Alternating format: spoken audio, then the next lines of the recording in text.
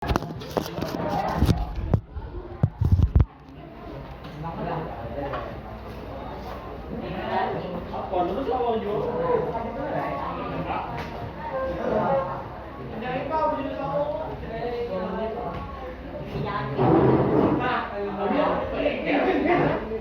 warahmatullahi wabarakatuh.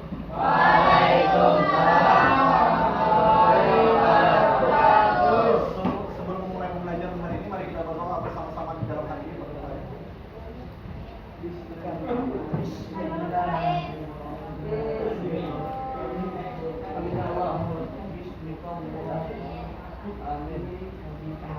Doa selesai sebelum itu Bapak absen dulu.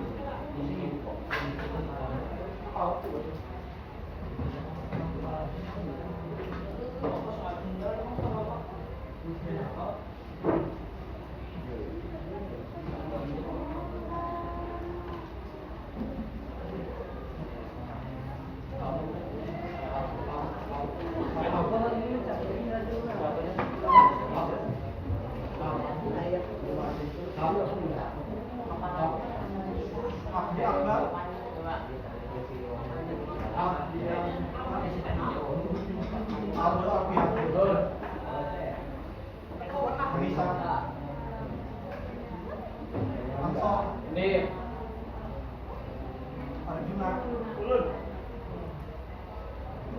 Aulia,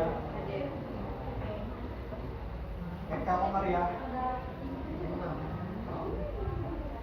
Nisa,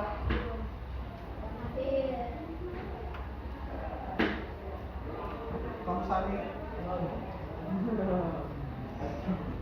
Riri Saputra, Lili, Angel, Kamera Ramadan,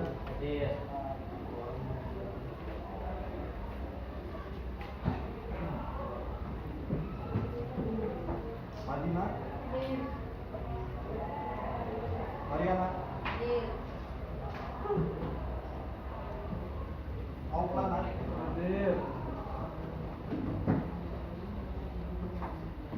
Maulidia, Najia, Wahjir, Muhammad Akbar, Muhammad Effendi,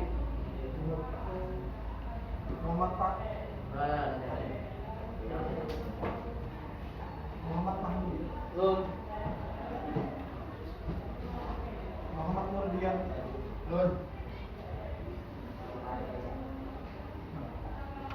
Muhammad Ridho,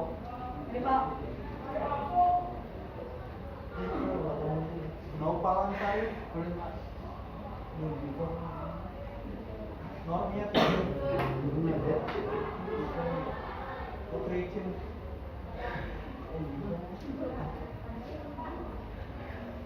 Meski Rahman,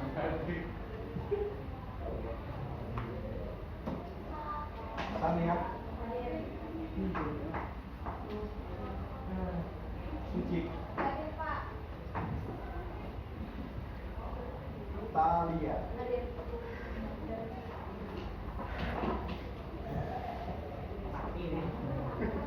ya, jadi materi kali ini adalah lahirnya golongan terpelajar. Nah, yang mana politik etis ini memiliki tujuan untuk meningkatkan kesejahteraan serta memperbaiki kondisi kaum bumi putra. Nah, akan tetapi pada kenyataannya berbeda, seperti Rias Fundamental yang diterapkan oleh Baldwin Hema. Nah, dalam irigasi itu seharusnya mengaliri air kepada para petani Indonesia, malah mereka menyirami air itu kepada perusahaan-perusahaan Belanda dan perusahaan-perusahaan swasta asing. Nah, yang mana kondisi ini membuat rakyat-rakyat pribumi ini menjadi susah mendapatkan air dan sengsara jadinya. Nah, Lalu pada bidang pendidikan, yang mana pada bidang pendidikan ini sistemnya malah berkasta. Nah, yang mana seharusnya pendidikan ini dijalankan oleh semua kalangan, tetapi hanya pada kenyataannya hanya dijalankan oleh priai dan bangsawan saja. Sedangkan rakyat-rakyat kecil seperti kita ini hanya diajarkan membaca dan menulis. Nah, mengapa Belanda seperti itu? Dikarenakan Belanda ingin mendapat pekerja dengan upah yang rendah. Nah, lanjut, kaum bumi putra sama sekali tidak diberikan kesempatan untuk terlibat dalam proses perumusan kebijakan. Yang mana di sisi lain politik etis hanya dijadikan alat saja untuk mempertahankan kekuasaan oleh Belanda. Selanjutnya, siapa gubernur jenderal Hindia Belanda yang mencetuskan sistem tanam paksa? Ada yang tahu? Ya. Ayo. Bapak Kiaula Tapsa. Kayak di Saputra. Ayo.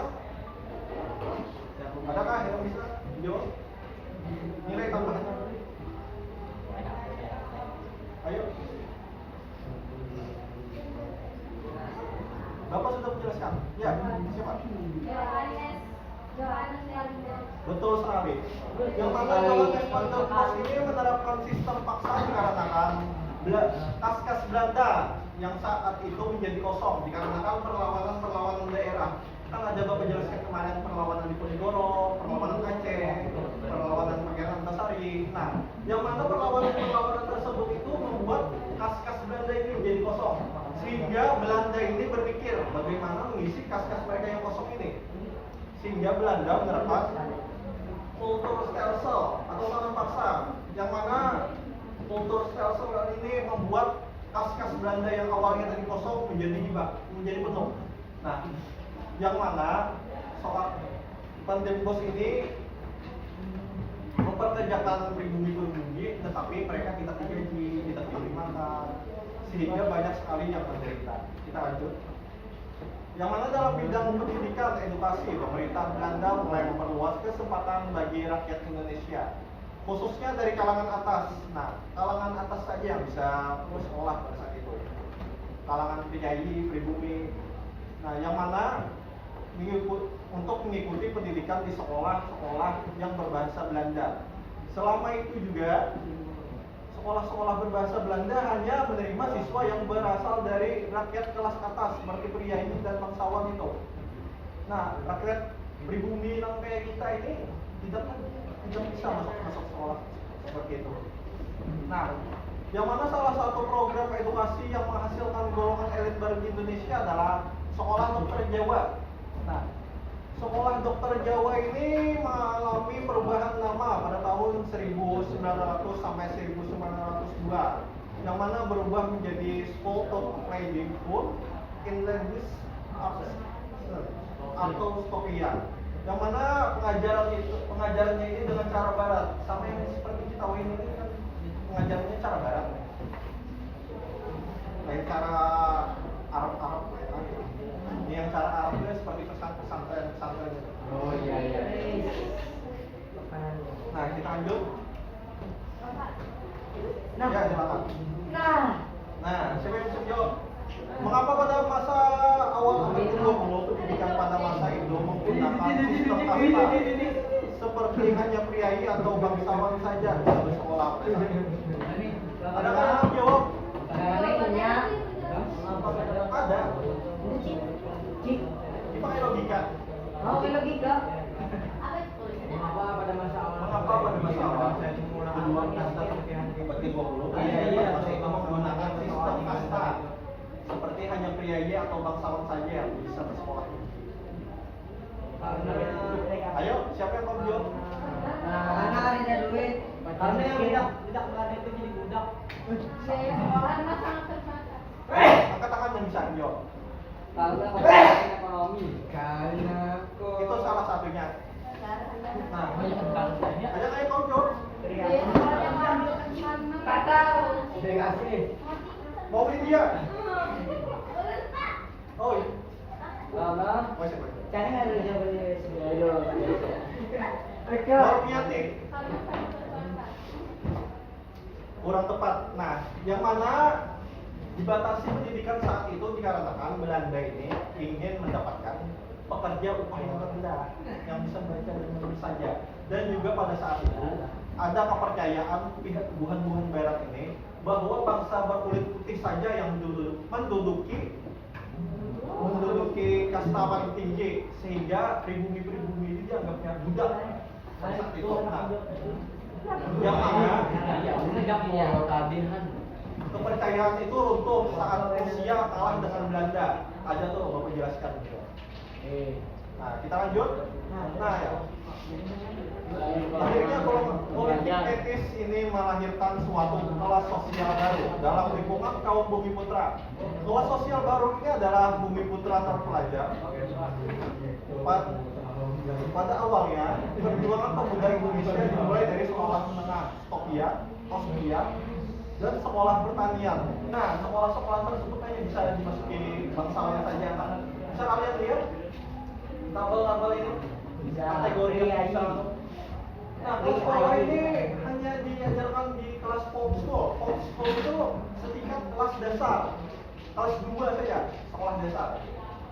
Makanya hanya diajarkan membaca dan menulis saja. Sedangkan kelas menengah ini setingkat SMK, sekolah keguruan. Nah, sedangkan priai dan bangsawan ini sampai bisa berkuliah. Stopnya itu adalah tempat kuliahnya. Nah, kita lanjut. Ini adalah beberapa tokoh yang mana Dr. Sutomo, pendiri Budi Utomo, dan diperingati sebagai hari Kebangkitan Nasional. Lalu, ya, lalu Ki Hajar Dewantara, Muhammad Hatta, dan Dr. Wahidin Hamid. Nah, peran golongan terpelajar. Yang pertama, organisasi politik yang mereka masuki berperan sebagai saran perjuangan. Mereka tidak lagi berjuang malah menggunakan bambu runcing, senjata seperti keris, melainkan dengan pemikiran. Karena jika mereka ini melawan dengan senjata, mereka akan kalah. Mereka ini tahu pasti akan kalah, sehingga mereka melawan dengan pemikiran. Nah, lalu yang kedua, melontarkan kritik. Nah, melontarkan kritik dengan cara memasuki partai-partai politik yang ada di Hindia Belanda pada saat itu. Nah, yang ketiga, menyebarkan gagasan nasionalisme dan semangat kebangsaan kepada seluruh rakyat Indonesia. Nah, sehingga mereka ini sadar bahwa persatuan Indonesia itu sangatlah penting, tidak lagi terpecah belah seperti perjuangan-perjuangan daerah. Anda Bapak jelaskan juga. Nah, selanjutnya kita akan nonton film. Yes. Film apa? Film tentang sejarah lokal. Yes.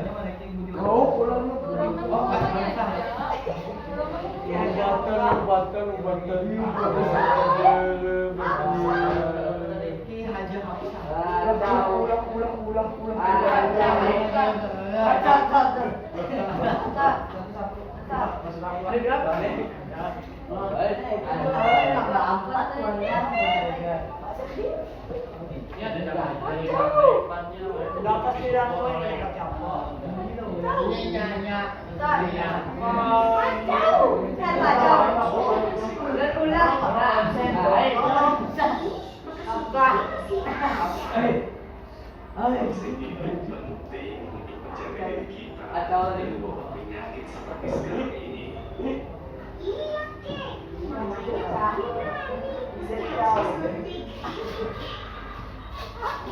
Tahu tidak, kalau pada zaman penjajahan dulu, ada seorang anak pemikul perang Mau orang ini ada soalnya dari sekaligus soal menjadi teknis tokoh informasi inspirasi bagi pergerakan dan materinya dari sini. nasional.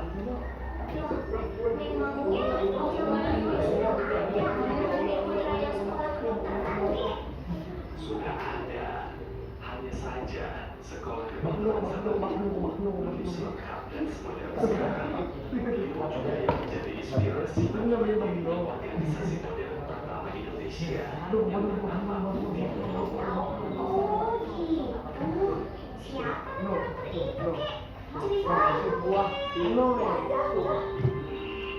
Baiklah, akan kami ceritakan namanya Dokter Muhyiddin Beliau Januari 1952 di Desa Melati Sleman, Yogyakarta. Di masa itu, Muhyiddin hidup berkecukupan. Dia seorang guru atau pembantu biaya kabupaten yang bernama Ali Sudiro.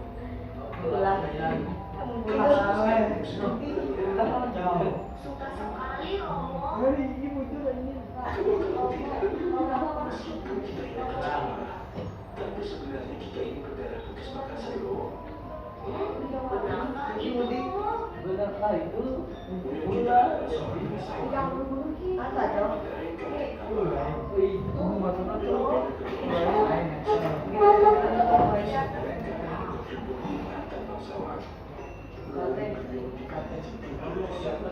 Karena membantu Sultan Hamengkubuwono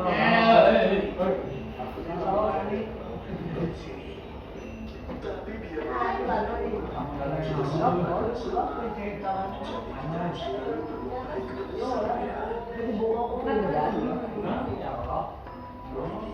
sudah sore ini adalah hari pertamamu masuk sekolah. Ayo masuk ke dalam rumah. Baik Romo. Baik pula. Di sekolah, Muhyiddin menjadi anak cerdas. Di sekolah. Iya, jadi orang nggak tahu.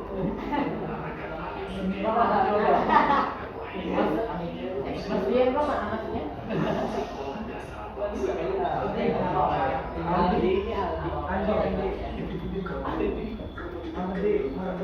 Cowoknya lagi jauh.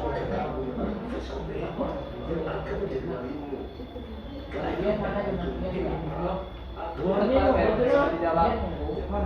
Lah itu yang di dalam. Jalan. Urip. Romo, di tahun 1859 ini, saya berhasil bersekolah dengan nilai yang memuaskan. Saya untuk melanjutkan pendidikan ke sekolah dokter Jawa di Batavia, yang mana nanti salah satu tugasnya adalah memberikan vaksinasi kepada masyarakat. Karena beberapa waktu ini terdengar kabar bahwa penyakit cacar telah mewabah di sejumlah daerah.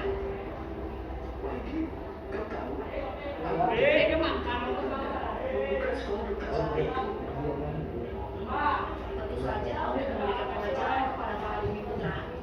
Dikarenakan datangkan dokter dari Eropa, akan melihat dunia yang cukup besar, maka pemerintah tidak berani berkeinginan untuk mendidik kebudayaan agar bisa mengerti bangsa.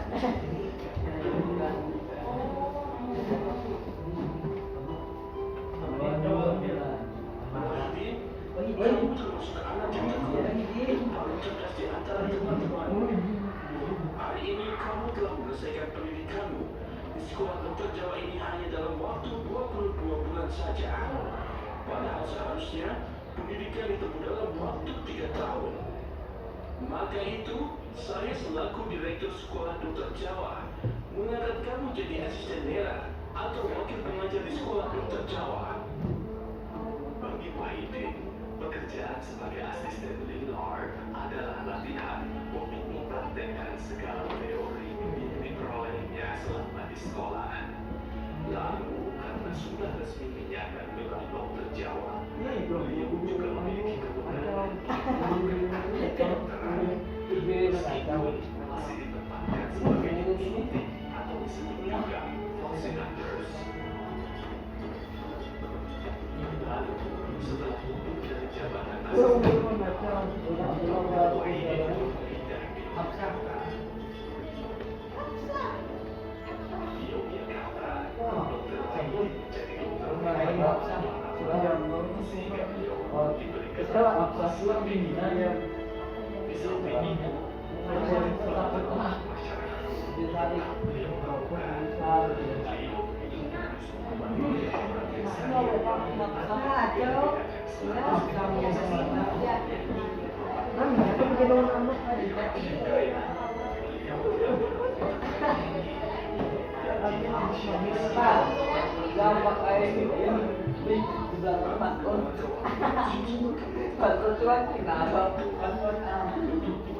habis kita nih saya akan limpahkan tugas kedokteran kalau saya buat dari itu lah ini mau di sedangkan saya hanya akan melayani apa seribu percaya nih sebagai dokter murah dan sebagai kemudian penasihat kalau kerjanya pas sekolah kerjanya di hanya itu sajakah atau apa ya saya akan meneruskan dan itu cita-cita mau saya bilang baby bisa pakai dengan kemiskinan dengan cara bergabung dalam berarti kok muncul kada apalagi Jogja Predator dan berwilayah Yogyakarta.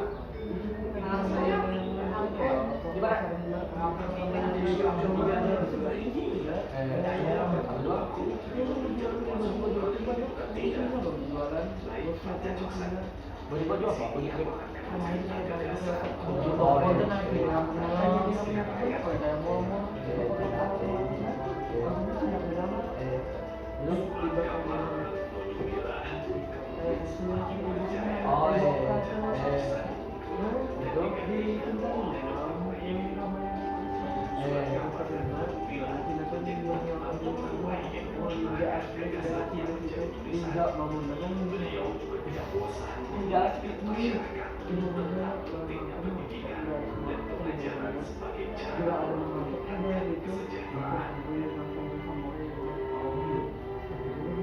Dan suara Dr. Wahidi memutuskan untuk surat kabar pemanggilan. Jika sudah tidak bekerja di Raja Pemilihan, aku menjadi pendidikan. Masa bangsa kebutuhan, kebersihan, kesetaraan, ketertindasan, dan pendidikan. Bagaimana caranya? Aku akan menemui para bangsawan dan minta dukungan mereka dan juga dana pendidikan. Dia akan membutuhkan ilmu dari mereka. Maka, itulah pendidikan atau yang disebut studi boys dalam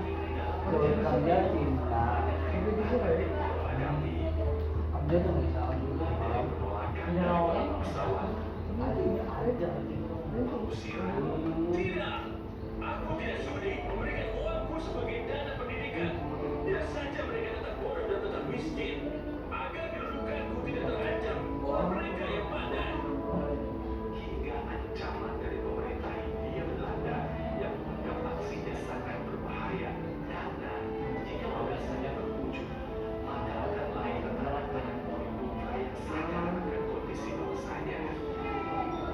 Belum lagi, dulu perjalanannya sudah habis karena terasa dari kantong pribadinya sendiri.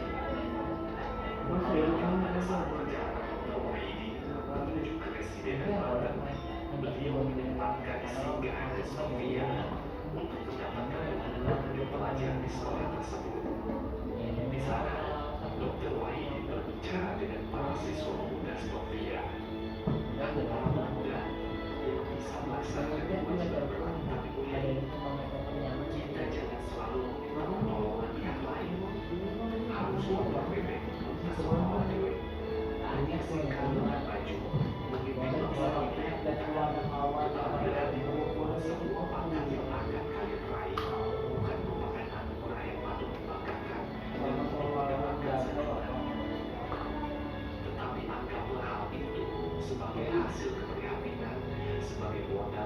merupakan kewajiban luhur untuk bangsa. Hingga Dr. Wahidin menginspirasi terbentuknya organisasi modern pertama di Indonesia, yaitu Budi Utomo, yang tanggal terbentuknya ditetapkan sebagai Hari Kebangkitan Nasional. Selain itu, Dr. Wahidin juga diminta untuk menjadi ketua pada Kongres Budi Utomo yang pertama. Dr. Wahidin juga berperan dalam penerbitan majalah Desa. Semua majalah milik Budi Utomo yang berisi pengajaran kepada masyarakat tentang kesehatan, pertanian, peternakan, serta pengetahuan lain yang berguna bagi masyarakat desa.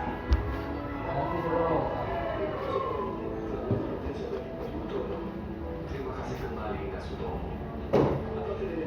Apakah dari kebesaran Sutomo sudah terwujud? Saya masih berjuang mewujudkan gagasan saya tentang membentuk dana pendidikan atau studi fonds bagi anak-anak murid utara. Semoga gagasan Anda yang mulia itu bisa segera terlaksana. Terima kasih Kak Sutomo. Dana pendidikan yang digagas oleh Dr. Wahidin Sudirosono telah berhasil diwujudkan pada 25 Oktober 1913 dengan mendirikan dan Moworo. Dr. Wahidin merasa puas karena cita-citanya mendirikan studi fonds akhirnya terwujud, sehingga berujung kalimat yang sangat bermakna dari mulutnya. Hati saya ikhlas kalau sekarang sewaktu-waktu saya dipanggil menghadap Tuhan.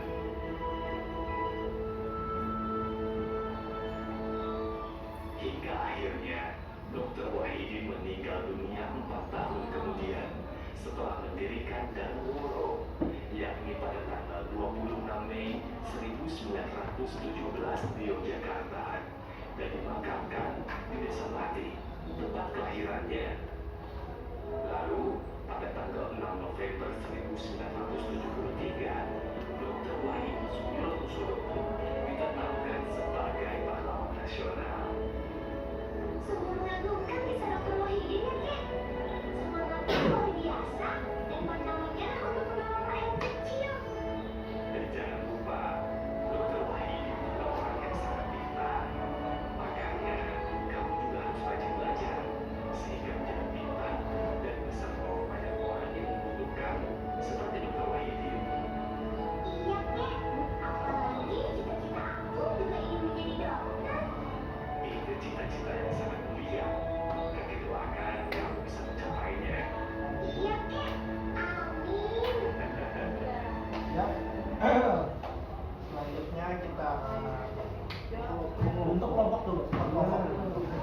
Kita kan cerdas-cerdas nih. Aduh.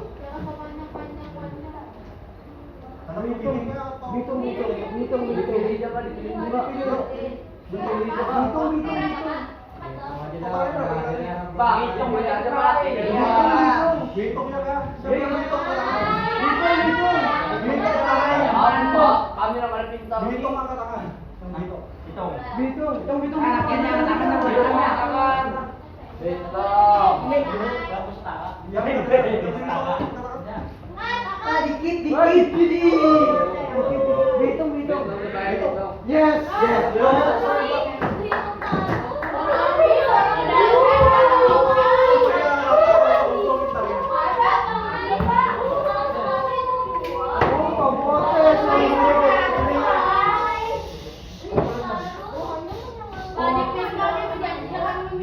Oh iya lah.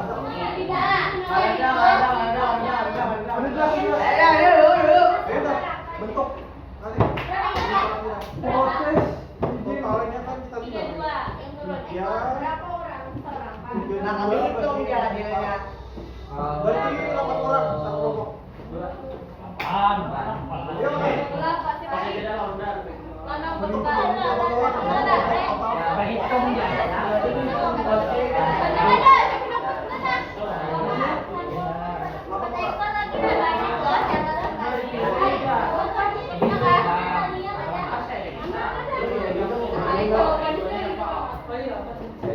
Bacainlah 10 menit kalau dari waktu.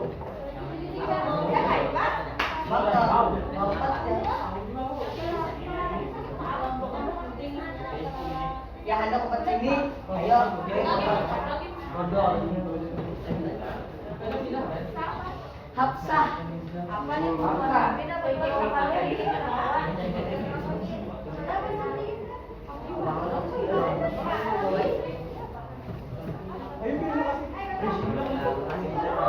Ayo, anu kasih dong sila.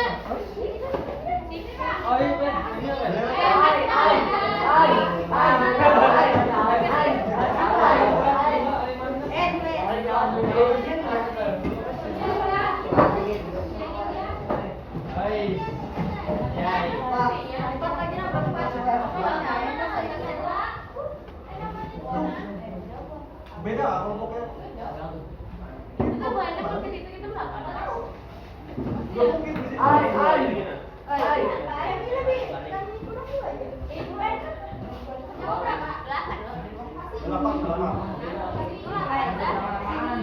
Masih dia.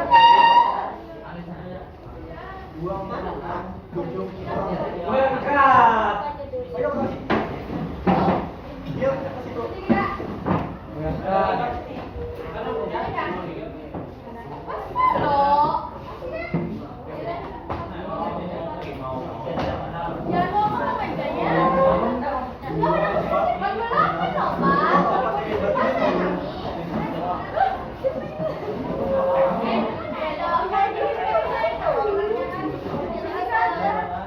Bagian di belakang tuh. Sini nak. Coba. Terawat. Yang lebih di sini. Ini lah yang lebih siapa? Kita aja maksud itu.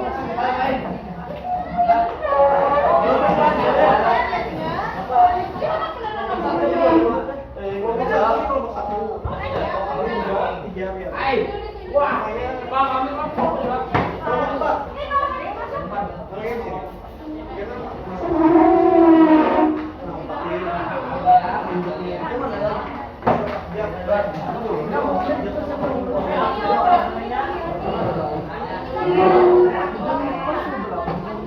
Ayo, Pak. Oh, iya. Sini gitu. Maaf ini kalau dilupakan teman kamu yang mau hak ini.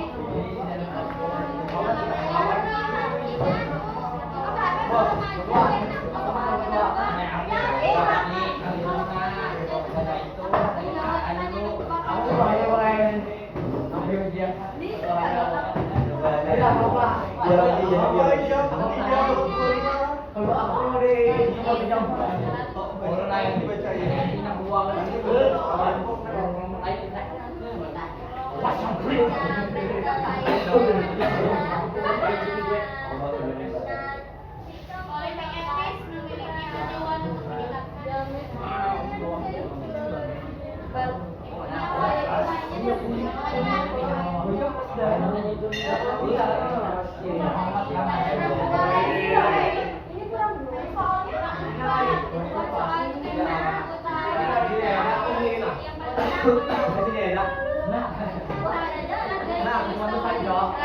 Maafin aku.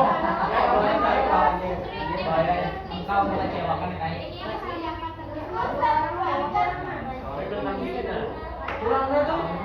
Gede kok, gede. Kami berdua. Nina. Sini, maju.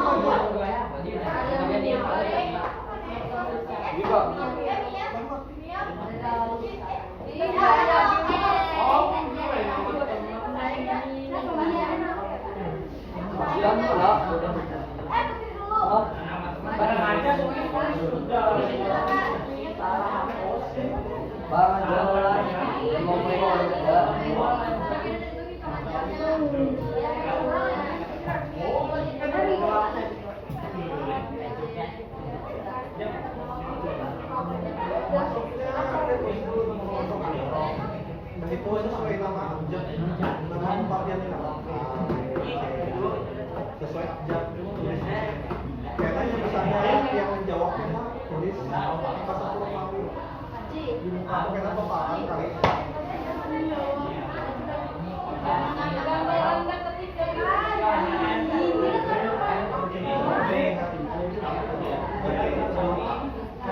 Ada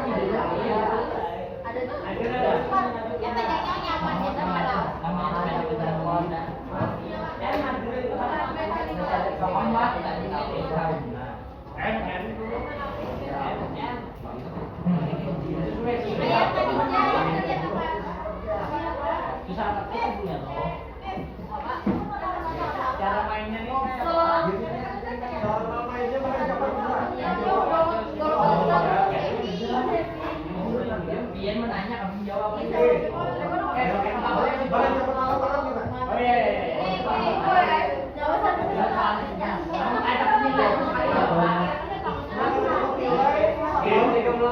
Tulis apa mau satu ya. Berarti sesuai.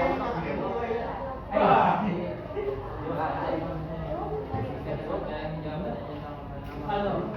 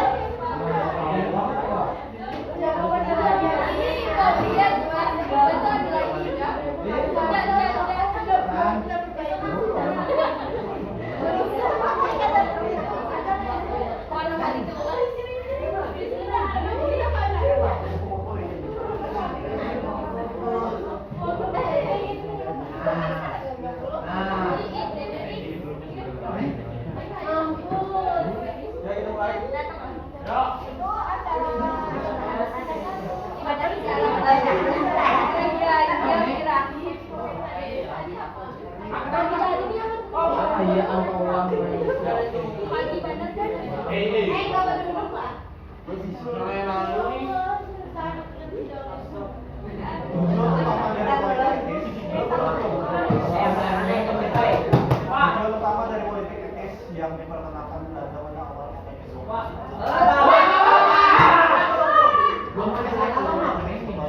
ke-20. Bapak beri waktu 20 detik.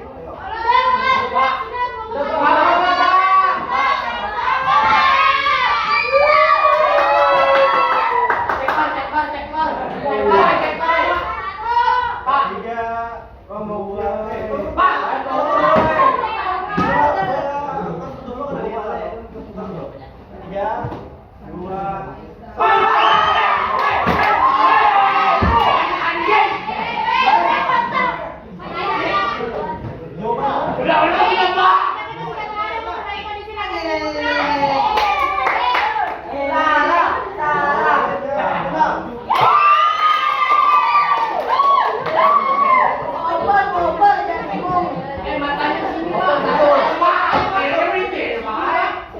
Bapak menggagas politik etis dengan semangat Belanda.